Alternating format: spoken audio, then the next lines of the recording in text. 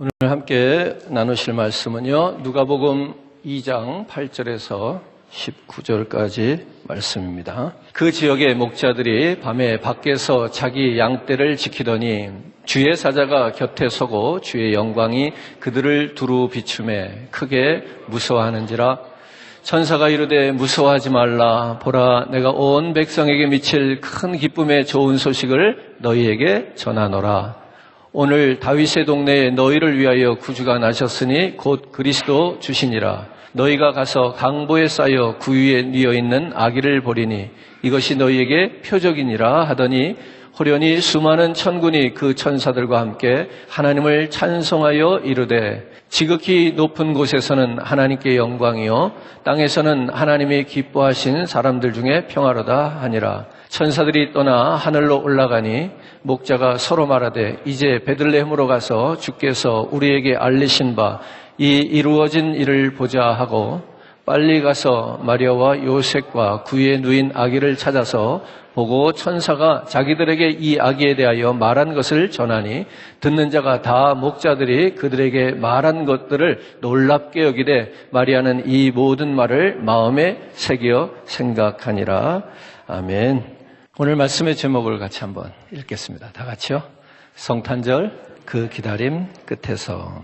제가 성탄절 말씀을 오늘 같이 메시지를 나누고자 하면서 왜 그 기다림 끝에서라고 하는 의미를 부여하고자 하는가 하면 첫 번째 성탄절도 그 기다림 끝에 있었습니다. 그냥 어느 날 갑자기 성탄절이 짠하고 나타난 것이 아니고요. 적어도 우리가 지금 예수님 오신 이후 2000년 시간이 지났는데요. 예수님 그 오시는 성탄절 이전에 2000년부터 메시아를 기다리는 그들의 기다림이 있었습니다. 솔로몬 성전 완공이 BC 966년경이니까 시대를 거슬러서 대략 계산을 해본다면 출애굽은 BC 1446년경, 또 그들이 애굽에서 출애굽하기 전에 약 430여 년을 노예 생활을 했으니까 요셉이 죽은 이후로부터 약 1850여 년이라고 하는 긴 세월이 지나서 예수 그리스도가 오십니다. 1000년 아니 2000년이라고 하는 긴 세월 동안 그러니까 이스라엘 백성들은 메시아를 기다리게 됩니다. 너무 오래 기다렸습니다. 1000년쯤 지나면 오실 줄 알았던 그 메시아가 그리스도가 오시지 않았습니다. 결국 그들이 그렇게 기다리고 기다리던 메시아를 그들의 마음에서 포기할 때쯤 그 메시아가 오셨어요. 예수님이 이 땅에 오시고 승천하시면서 다시 오마 약속을 해주셨는데 초대교회 성도들은 곧 다시 오실 줄 알았어요. 자기들이 살아있을 때 오시지 않을까 이런 기대를 했어요. 그런데 오시지 않았어요. 그리고 1000년이 지납니다. 많은 교회들이 말세를 이야기하고 그 후에는 말세 지말이라고 해서 말세에서도 또 끝이라고 라는 표현을 해요. 그래서 말세 지말이라고 하는 표현을 합니다. 2000년쯤 오실 줄 알았어요. 안 오셨어요. 언제쯤 오실 것 같아요? 안 오실 것 같습니다. 그런데 첫 번째 성탄절이 그 이스라엘 백성들이 메시아가 그리스도가 이제는 안 오나 보다 했을 그때 오셨어요. 오늘 우리가 기다리는 다시 오실 예수 그리스도도 마치 그때쯤 오시지 않겠는가 이런 생각을 한번 해보는 겁니다. 그래서 성탄절은요, 그 기다림 끝에서 누구도 아무도 그 기대를 갖지 않는 바로 그때쯤 성탄절이 왔더라는 이야기입니다. 모든 사람들이 기다림에 지친 거예요. 교회들이 지친 거예요. 이제는 다시 오실 예수님에 대해서 우리가 별로 이야기하지 않아요. 큰 관심거리가 아니에요. 간혹 이단들이나 하는 이야기로 치부되고 있어요.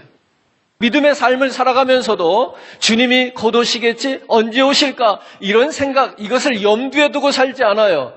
성경은 그렇게 사는 삶을 깨어있는 삶이라고 표현해요. 그런데 우리는 깨어있지 않아요. 그래서 곧 그 두 번째 성탄절이 우리들에게 가까웠다는 것을 알 수가 있어요. 2000년 전에 그들이 그렇게 기다리고 기다리던 메시아가 이제는 더 이상 오시지 않나 보다 하고 자포자기하고 포기하고 있을 그때쯤 예수님께서 이 땅에 오셨는데 그 예수를 만난 사람은 얼마 되지 않습니다. 성경이 말씀하고 있는 인물들을 가만 살펴보니까 목동들이 그들을 만납니다. 동방박사가 만납니다. 물론 하나님의 특별한 은혜를 입은 것입니다.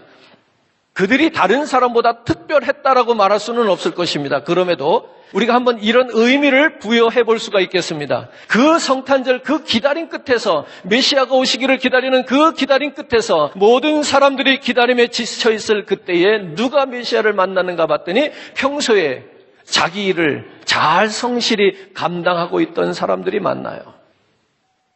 또 한 종류는 믿음의 사람들이 만날 수 있어요. 앞으로 오실 예수님도 우리가 그런 사람들이 예수님을 만날 수 있게 될 거라고 미루어 짐작하는데요. 그래서 성경에서는 우리에게 이렇게 말씀합니다. 마지막 때에, 세상 끝날에 너희에게서 믿음을 보겠느냐. 마지막에 너희에게서 믿음을 보겠느냐. 이 말은 뭐냐면 주님이 다시 올 때 과연 2000년 전에 예수님을 만났던 사람들처럼, 그 아기 예수를 배웠던 사람들처럼 오늘 우리가 많은 교회가 있고 그리스도인들이 있을지라도 진정으로 그 예수를 만날 수 있는 사람은 많지 않다는 얘기죠. 그 기다림 끝에서 만난 예수, 그 예수를 우리는 하나님의 선물이라고 말하는 겁니다. 하나님이 그 선물을 언제 주셨는가 하면 기다리고 달라고 할 때는 주시지 않더니 이제는 안 주려나 보다 할 그때에 하나님께서 선물을 내미셨어요. 그것이 바로 우리가 말하는 성탄의 선물인데 예수 그리스도입니다. 오늘 그 기다림 끝에서 우리가 만나고 그 기다림 끝에서 받아야 될 선물은 무엇인가 하면 예수 그리스도라는 이야기입니다. 오늘 우리들의 성탄절에 참으로 기뻐해야 될 선물은 아름답게 멋있게 포장되어 있는 그런 선물이 아니라 바로 예수 그리스도 구주가 되기를 주님의 이름으로 축복합니다. 지금부터 2000년 전에 하나님께서 당신의 사랑하는 아들, 독생자 하나밖에 없는 그 아들을 귀한 선물로 주었을 때 많은 사람들이 그 선물을 받지 못했어요. 그러나 그 선물을 받은 사람들은 너무나 기뻐했습니다. 오늘 그 선물을 받은 사람들은 시대를 막론하고 기록되면서 하나님께 영광을 돌리게 됩니다. 가만 보니까 그들이 왜 그 그리스도를 만나지 못했는가 보니까 너무 바빴기 때문이에요. 너무 분주했기 때문이에요. 너무 많이 알았기 때문이에요. 그리고 그 여간반 주인도 정말로 예수님을 자기 여간에서 예수님의 구주의 탄생을 맞이할 수 있었는데 방이 없다고 밀어내는 바람에 그 기회를 놓칩니다. 헤롯 왕도 그랬어요. 그러니까 예수 그 선물을 받지 못한 사람들은 돈이 많은 부자이기 때문도 아니었어요. 돈이 없는 서민이었기 때문도 아니었어요. 오늘 저와 여러분들 우리가 한번 내 안에 예수를 영접할 방이 있는지 룸이 있는지 한번 살펴보시기를 바랍니다. 우리가 이런 말씀을 지난번에도 나눴는데요. 여러분 세상 일로 바빠서 예수를 못 만나는 경우도 있지만요. 교회 안에서도 분주하게 움직이느라고 예수를 못 만날 수도 있다고 말씀드렸어요. 어쨌든 내 마음 한가운데 그리스도가 오실 수 있는, 그분이 머무를 수 있는 그러한 공간을 만드는 것이 우리들의 과제가 되겠습니다. 두 번째로 그 기다림 끝에서 받은 선물은 무엇인가 하면 구원이라고 하는 선물입니다. 기쁨의 선물이 무엇인가? 예수 그리스도다. 그 내용을 들어가 보니까 구원이라고 하는 선물이 담겨 있었다는 얘기입니다. 11절 본문을 한번 같이 읽겠습니다. 11절. 오늘 다윗의 동네에 너희를 위하여 구주가 나셨으니 곧 그리스도 주시니라. 구주, 메시아, 그리스도 같은 말입니다. 예수는 누구인가? 나의 구주입니다. 나의 구원자이십니다. 예수는 나를 구원해 주신 그리스도이십니다라고 하는 고백입니다. 사랑하는 성도 여러분, 오늘 예수 그리스도가 이 성탄에 우리에게 구원의 선물이 되어주셨다는 것, 이거보다 더 큰 선물은 있을 수 없겠다는 이야기입니다. 멸망을 받을 자가 구원을 얻었다는 것, 이거보다 귀한 선물은 없더라는 이야기입니다. 오늘 이 선물 받고 저와 여러분들이 다 같이 기뻐하고 다 같이 즐거워하고 다 같이 하나님께 영광을 돌리기를 주님의 이름으로 축원합니다. 그러니까 예수 그리스도는 우리에게 있어서 둘도 없는 가장 큰 선물이 되었다는 이야기고요. 세 번째, 오늘 그 기다림 끝에서 우리가 만난 선물은 무엇인가 하면 곧 생명의 선물입니다. 12절 말씀을 한번 읽어요. 너희가 가서 강보에 쌓여 구유에 니에 있는 아기를 보리니 이것이 너희에게 표적이니라 하더라. 강보에 쌓인 아기를 보리니 이 아기는 무엇인가 하면 생명이에요. 이제 막 탄생한 생명이에요. 여러분 가정에서도 한 아기가 탄생했을 때 그 생명이 주는 기쁨은 이루 말할 수가 없어요. 온 인류를 구원할 그 생명, 아니 유한한 삶 속에, 즉 누구나 생명이 있긴 있는데 이 생명이 유한하단 말이에요. 죽는단 말이에요. 그런데 그 죽음이 있는, 한계가 있는, 끝이 있는 죽음을 끝나지 않도록 영원한 생명으로 이어갈 수 있도록 우리에게 그 진정한 생명, 영원한 생명을 주시는 그 예수 그리스도, 그분의 오신 그 성탄절이 우리에게는 큰 축복이요 선물이 된다는 이야기입니다. 하나님께서 우리에게, 인류에게 바로 이 생명을 선물로 주셔요. 이 생명은 영원한 생명, 우리의 유한한 생명을 영원한 생명으로 잇대어 갈 수 있는 중보자 되시는 죄가 없으신 그 아기 예수 그리스도를 우리에게 주신단 말이에요. 근데 뭘로 포장했는지 아세요? 선물은 주로 포장을 해서 이렇게 주잖아요. 은박지로 반짝반짝하는 거, 색종이로 알록달록한 거. 하나님께서 우리에게 그 영원한 생명을 선물로 주실 때는 강보에 쌌어요. 강보에 싸서 그 생명을 우리에게 주었다고 성경이 기록하고 있죠. 저게 무슨 포장지야. 그래도 하나님이 우리에게 주실 때 그냥 생명을 준 게 아니라 강보에 싸서 주셨어. 그러니까 선물은 싸서 하는 게 좋은 것 같아요. 근데 포장이 중요한 게 아니란 얘기예요. 여관도 아니고 마구간에서 말들이 밥을 먹는 그 말 밥통에서 출생하신 그 아기 예수가 쌓여진 그 강보는 뭐 그렇게 대단한 것이었겠어요. 변변치 않은 것. 선물을 포장한 것은 강보였지만 그 강보 안에 쌓인 것은 세상에 뚫도 없는, 하나님만이 유일하게 우리에게 주실 수 있는 영원한 생명이 쌓여져 있던 거죠. 여러분들도 포장보다는 내용을 중요하지 않습니까? 그죠? 포장지가 뭐가 중요합니까? 내용물이 중요하지. 오늘 하나님께서 우리에게 그러한 귀한 영생의 선물을 우리에게 주십니다. 한 번 더, 우리 앞에서도 우리 더 목사님이 읽었지만 요한복음 3장 16절 말씀을 같이 읽기 원합니다. 하나님이 세상을 이처럼 사랑하사 독생자를 주셨으니 이는 그를 믿는 자마다 멸망치 않고 무엇을? 영생을 얻게 하려 하심이라. 그 아기 예수의 성탄절에 하나님이 주신 그 선물은 무엇을 얻게 하려 함이라? 영생을 얻게 하려 함이라. 이렇게 말씀하고 있습니다. 죽을 수밖에 없었던 자에게 영원히 살 수 있는 것보다 더 기쁜 일이 어디 있겠는가 말이에요. 오늘 우리가 유한하여서 육체를 가져서 죽을 수밖에 없지만 그 죽음이 끝이 아니라 영원한 생명으로 이어질 수 있는 그러한 생명, 오늘 우리에게 선물로 주셨습니다. 그 기다림 끝에서 네 번째 만나는 선물은 무엇인가 하면 임마누엘입니다. 다 같이 한번 임마누엘. 마태복음 1장 23절 말씀을 같이 읽어요. 보라, 처녀가 잉태하여 아들을 낳을 것이요 그의 이름은 임마누엘이라 하리라 하셨으니 이를 번역한즉 하나님이 우리와 함께 계시다. 함께 계시는 축복을 저와 여러분들이 누리기를 바랍니다. 또한 귀한 축복입니다. 누군가가 나와 함께하는 것, 내 인생에 동반자가 있다는 것, 내 인생에 정말로 좋은 친구가 있다는 것, 얼마나 귀한 건지 몰라요. 부모가 오래 살아계셔서 함께 오래 있어준다는 것, 자녀가 있어준다는 것, 이렇게 함께하는 것은 대단히 좋은 일이고 행복한 일일 것인데 하나님이 저와 여러분들과 함께 하시겠다 하십니다. 오늘 성탄절, 그 기다림 끝에서 만난 성탄절의 선물 포장을 뜯어보니까 이게 뭐 한두 가지가 아니에요. 얼마나 좋은 것들이, 얼마나 귀한 것들이 여기 담겨 있는지 말이죠. 임마누엘이라고 하는 이 축복, 하나님께서 다른 사람도 아니고 바로 그 하나님께서 우리와 함께 하시는 은총보다 더 큰 은총이 있겠는가 말이죠. 사랑하는 성도 여러분, 오늘 저와 여러분들이 임마누엘 되어 오신 예수 그리스도를 영접하시기를 주님의 이름으로 축원합니다. 오늘도 영접하는 자, 그 이름을 믿는 자들에게는 하나님께서 하나님의 자녀가 되는 권세를 주시겠다고 말씀하는 거예요. 오늘 그 예수를 영접하는 자, 그는 하나님의 자녀가 되었기 때문에 외롭지 않겠다는 이야기예요. 하나님이 함께 하시기 때문에 문제를 넘어설 수 있겠다는 이야기예요. 다섯 번째로, 그 기다림 끝에서 우리가 받은 선물은 무엇인가 보니까 평화의 선물이었어요. 하나님께서는 우리에게 평화라고 하는 선물을 주시는데 14절 오늘 본문 말씀 읽어요.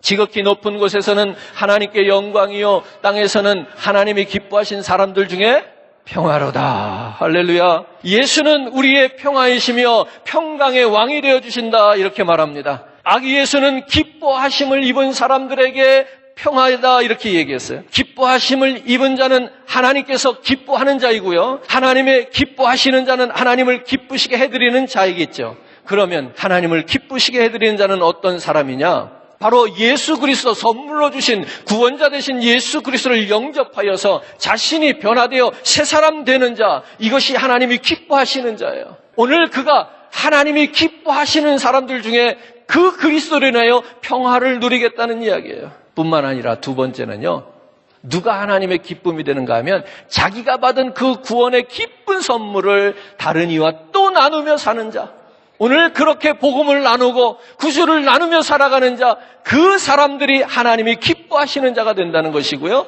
바로 그 하나님이 기뻐하시는 사람들 중에 평화로다. 누구에게나 아무에게나 그리스도가 평화가 되는 것이 아니라는 이야기죠. 오늘 저와 여러분들이 두 가지 기억합시다. 첫째는 내가 예수 믿고 변화돼야 돼. 내가 예수 믿고 그리스도인이 돼야 돼. 그리스도인이 되면 하나님이 그를 통하여 기뻐하시는데 바로 그가 하나님이 기뻐하시는 자가 그리스도로 인하는 평화를 누리겠다는 이야기예요. 내가 누린 그 평화, 내가 누린 그 기쁨 너무나도 좋아서 이제는 그들 예수 그리스도를 복음을 누구에겐가 나누며 전하며 살아가는 자, 하나님이 그 일을 또한 기뻐하시는데 바로 하나님이 기뻐하시는 그 사람들에게는 그리스도가 오심이 진정한 평화가 되겠다는 이야기입니다. 사랑하는 성도 여러분, 그리스도인으로 살고 예수 그리스도를 나누며 사는 자가 되어서 하나님의 주시는 평화를 누리기를 주님의 이름으로 축원합니다. 요한복음 14장 27절 말씀을 보면 하나님의 특별한 평안이 나옵니다. 평안을 너희에게 끼치노니 곧 나의 평안을 너희에게 주노라. 내가 너희에게 주는 것은 세상이 주는 것 같지 아니하니라. 너희는 마음에 근심도 말고 두려워하지도 말라. 이렇게 말씀합니다. 오늘 예수님이 우리에게 주는 평안을 이야기하는데요, 그 평안은 세상이 주는 평안과 같지 않다는 거예요. 제가 금요일 날도 잠깐 말씀을 드리는데 이 세상이 주는 평안은 우리가 살아있을 동안에 잠시 가능하죠. 그런 평안이 있습니다. 그런데 예수 그리스도를 통해서 우리에게 주는 평안은 무엇인가 하면 죽음까지도 이길 수 있는 평안입니다.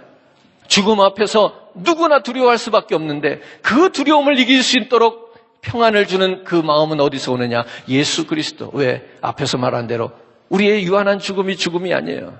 영원한 시간으로 연결되고 이어지기 때문에 그 평안이 그의 죽음의 두려움을 넘어서게 한다는 거예요. 그렇게 평안한 마음으로 오늘 저와 여러분들이 이 세상을 살아갈 수 있겠다고 말씀하십니다. 끝으로 우리는 또 다른 기다림에 지쳐가고 있습니다. 이미 오신 예수 그리스도를 통해서 그 기다림 끝에서 우리가 받은 선물이 이렇게 넘침에도 불구하고 내가 다시 오마 약속하신 그 주님을 기다리는 그 재림주 오심을 기다리는 기다림 속에서 오늘 이 시대가, 이 교회들이, 우리 성도들이 지쳐가고 있단 말이에요.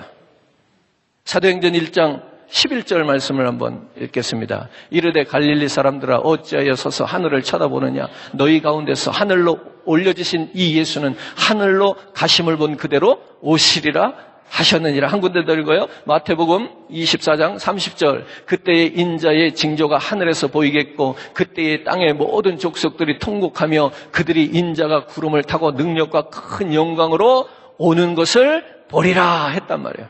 믿으십니까? 주님의 다시 오심을 믿으십니까? 주님의 다시 오심을 기다리고 계십니까? 정말로 기다리냐고요? 제가 왜 이 말씀을 드리냐면 주님의 오심을 기다리고 있으면 깨어 있어야 되거든요. 아니 잠자면서 뭘 기다린다고 그래요? 주님의 오심을 기다리면 늦게 오면 안 되거든요. 미리 와서 기다려야지. 내 신앙의 영적인 상태가 어떠냐는 거예요. 이게 안 돼 있는데 내가 기다립니다. 이건 말로만 하는 거 아니에요. 주님의 오심을 정말 기다리냐고요. 기다렸죠? 근데 점점 지쳐가고 있잖아요. 예수를 왜 믿어야 되는지, 교회는 왜 나가야 되는지, 예배는 드려도 그만하고. 오늘 이 시대의 많은 교회 또 성도님들이요, 주일날 예배를 드리러 가면서 오늘 내가 예수님의 음성을, 하나님의 음성을 듣고 응답을 받고 은혜를 받을 거라고, 정말로 내가 오늘 말씀 속에서 내 삶이 새로워질 거라고 믿고 오는 사람이 없어요. 이번 주도 지난주랑 똑같을 거라고 생각하고 오죠. 오늘이라고 무슨 특별한 일이 일어나겠어? 이 믿음을 갖고 온단 말이에요. 기적과 같은 거는 저 오래전에 가난한 시절에 혹은 성경에나 있는 것이지, 오늘 우리가 드리는 이 예배 속에 무슨 기적이 일어나겠어라고 하는 확신을 갖고 오지 않습니까? 이런 가운데서는 기다림이 없는 거예요. 기다림에 지쳤다는 얘기예요. 예배를 내가 평생 드려봤는데도 그 평생의 예배 가운데 한 번도 특별한 일이 내게 일어나지 않는 거 보니까 이번 주도 똑같을 거야. 이건 기다림에 지친 거예요. 기대가 없단 말이에요. 주님이 오시긴 오시는데 그 기다림을 믿기는 믿는데 내일은 안 올 거라는 거죠. 내가 살아있을 동안에는 안 올 거라는 확신이 너무 강한 거예요. 사랑하는 성도 여러분, 주님이 오실 때는 도적과 같이 온다고 그러잖아요. 여러분들에게 물어도 언제 오실지 대답을 못 하잖아요. 그 얘기는 먼 훗날 언젠가 오신다는 이야기가 아니라 바로 지금 올 수도 있다는 얘기예요. 그 예수님이 내일 오실 수도 있다는 얘기 아닙니까? 오늘 우리는 그렇게 깨어서 그 성탄의 기다림을 가져야 되겠습니다. 이미 오신 예수 그 성탄뿐만 아니라 앞으로 오실 예수 그리스도를 기다리는 그 기다림 끝에는요, 여러분, 하나님이 준비하신 더 크고도 놀라운 하나님의 현현을 우리가 직접 보게 되는 그 귀한 선물이 기다리고 있습니다. 오늘 저와 여러분들이 그 선물을 놓치지 않는 우리 모두가 되기를 주님의 이름으로 축원합니다.